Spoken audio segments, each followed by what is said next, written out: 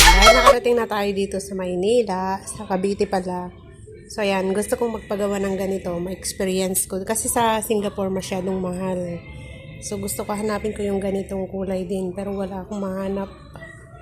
Hanapin natin yung mas closer sa kanila. Ito sana pa, wala namang shiny ito.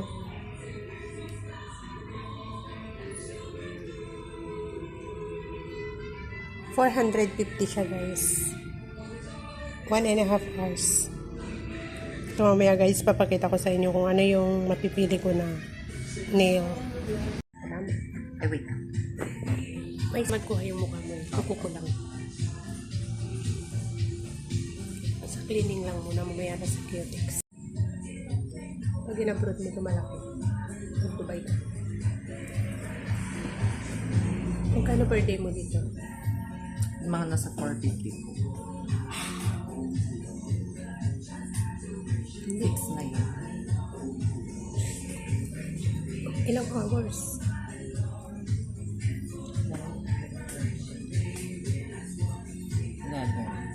Ganyan din yung anak ko, kaya pinahinto ko na. Pina-sideline ko siya dahil na-stop siya ng ano.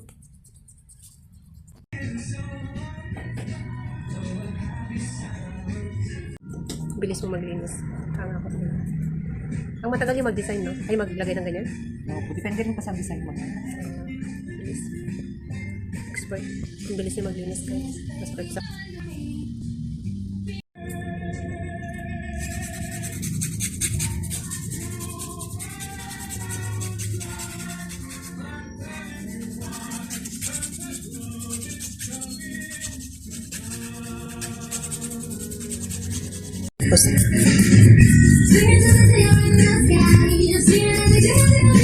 Kabila po.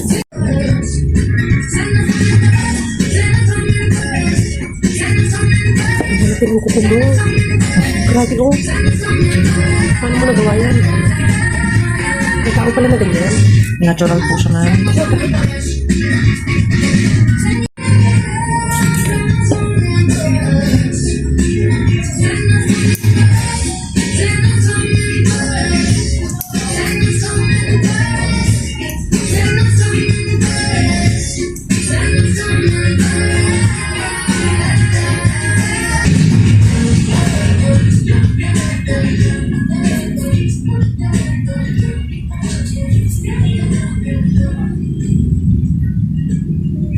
May small size to, ano na po yan, XL.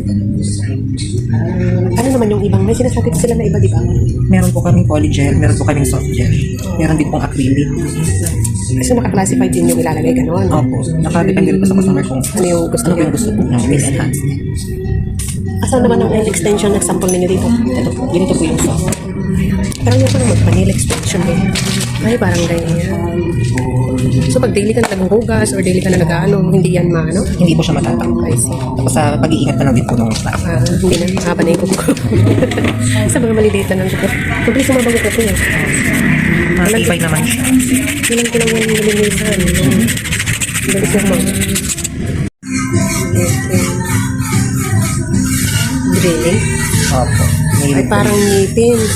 Di ba may ganyan tayo yung pasta? Opo.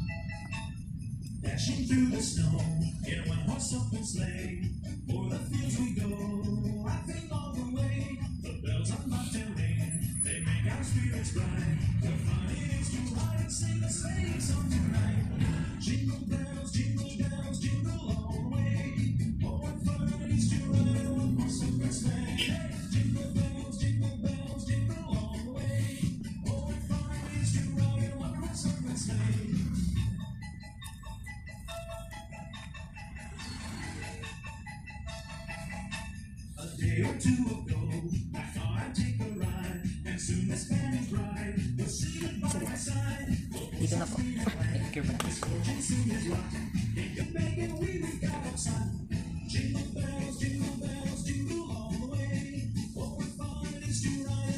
1 minute na. Pero yung kabila naman.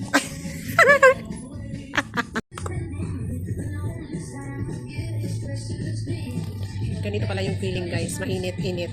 For the very first time ngayon ko lang na-try ito. At may mainit-init nga.